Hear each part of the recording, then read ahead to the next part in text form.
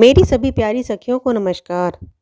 गोगा नवमी प्रतिवर्ष भाद्रपद माह कृष्ण पक्ष की नवमी के दिन मनाई जाती है। श्रावण मास की पूर्णिमा से यह पर्व शुरू होता है, जो 9 दिन तक चलता है। रक्षाबंधन के दिन बहनें अपने भाइयों को जो रक्षा सूत्र बांधती है, वो गोगा नवमी के दिन खोलकर गोगा जी महाराज को चढ़ा दिए जाते हैं। इस दिन महिलाएं प्रातःकाल जल्दी उठकर स्नान आदि करके खीर, चूरमा और गुलगुले बनाती है। गोगा जी भगवान को भोग लगाती है। घोड़े के लिए दाल रखी जाती है। गोगा जी को सांपों का देवता भी कहते हैं। ऐसी मान्यता है कि इनकी पूजा करने से सांपों का भय नहीं रहता है।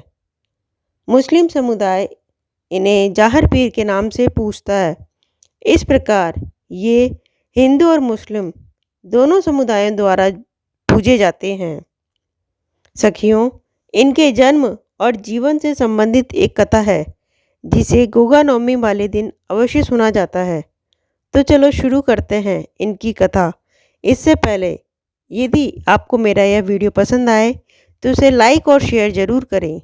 तो सखियों, शुरू करते हैं गोगा नवमी की कथा। गोगा महाराज मरु प्रदेश के राजा थे। इनका वास्तविक नाम जहरवीर था। इनकी माता का नाम बाछला देवी था, जो गुरु गोरखनाथ के भक्त थी।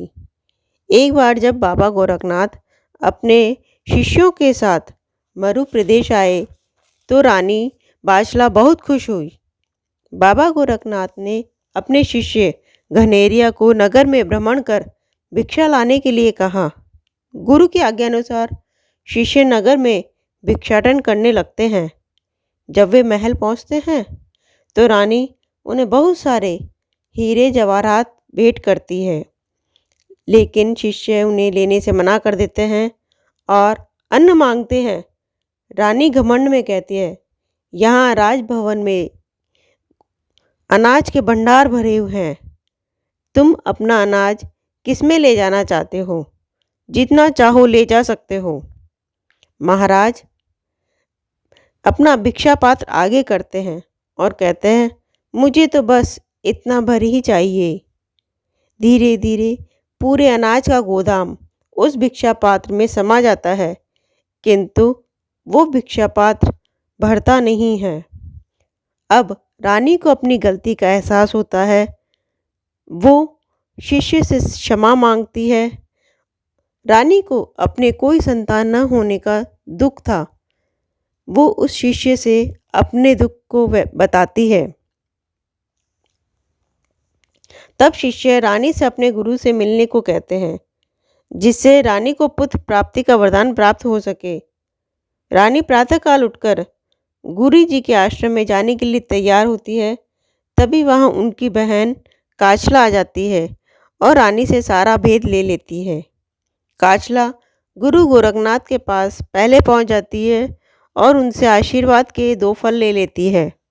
जब बाछला गुरु गोरखनाथ के पास फल लेने पहुँचती है तो गुरु सारा भेद जानकर बाछला को गुग्गल फल देते हैं और आशीर्वाद देते हैं कि तेरा पुत्र वीर तथा नागों को वश में करने वाला सिद्ध होगा।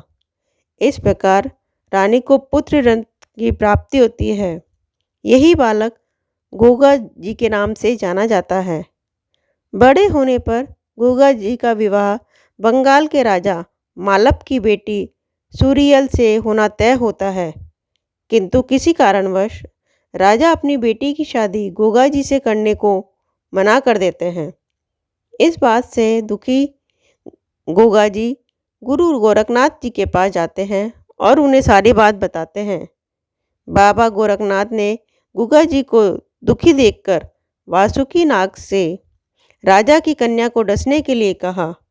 राजा के वैद्य उस विष के प्रभाव को कम नहीं कर पाए।